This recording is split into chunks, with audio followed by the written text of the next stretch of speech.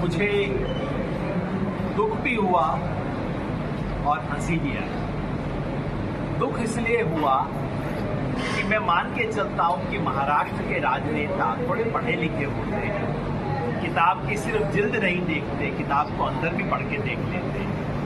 महाराष्ट्र के उप मुख्यमंत्री केवल किताब की जिल्द देखते हैं। ये देख के मुझे बहुत निराशा हुई।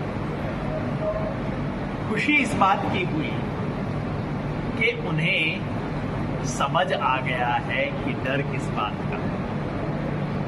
देवेंद्र फडणवीस जी को समस्या संविधान की किताब की जिल्द से नहीं है, समस्या किताब की आत्मा से, क्योंकि इस संविधान की आत्मा में लाल है और नीला भी है। भारत के संविधान की आत्मा, भारत के संविधान की प्रस्तावना समता की बात करती, न्याय की बात करती, अधिकार की बात करती। भारत का संविधान एक क्रांतिकारी दस्तावेज है। लाल और नीला उस संविधान की सिर्फ जिल्द और पहले पन्ने में नहीं है, उस संविधान की आत्मा है। ये जो महायुति की सरकार है, मैं कहता हूं महाठगबंधन की सरकार है, इस सरकार का तो जन्म ही पाप में है, जन्म ही धोखे में हुआ, गद्दारी में हुआ। और 2.5 साल तक ये जो सरकार चली है, इसको आप यही कह सकते हैं कि ये झूठ की सरकार है, लूट की सरकार है। चुनाव में ऑलरेडी इसे रिजेक्ट कर दिया, लेकिन काम अभी अधूरा है।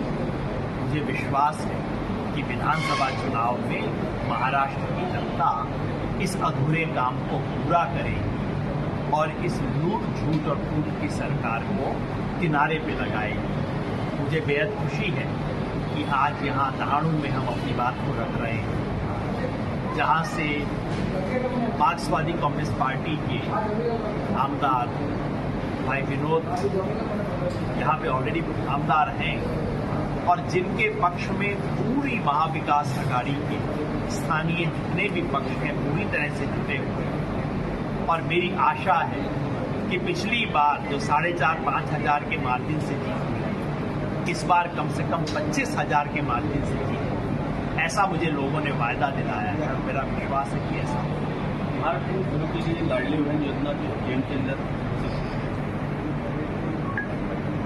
चुनाव में गेम चेंजर होगी या नहीं, ये तो फैसला चुनाव के बाद होगा। लेकिन पहला सवाल तो ये है कि क्या इस किस्म का खुला प्रलोभन, लालच, रिश्वत इस देश के चुनाव में की जा सकती है? अगर बहन इतनी लाडली लगती है तो चुनाव के 2 महीना पहले क्यों याद आती है? पूरे 5 साल पहले क्यों नहीं याद आती है? क्यों नहीं आपने गवर्नर के एड्रेस में इसका जिक्र किया?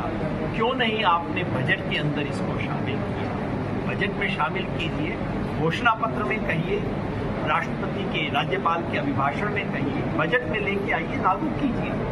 लेकिन ये जो हो रहा है, ये सिर्फ और सिर्फ पैसे से वोट खरीदने की राजनीति हो रही है। यहाँ इस इलाके की कुछ महिलाओं ने तो पिछली बार साड़ियाँ वापस कर दी थी। मुझे विश्वास है कि महाराष्ट्र की महिला भी आज कहेगी कि मुझे ये भीख नहीं चाहिए, इसके बदले में वोट के लिए बिकाऊ नहीं, हमें स्वाभिमान चाहिए, हमें अधिकार चाहिए, अपना हक चाहिए, भीख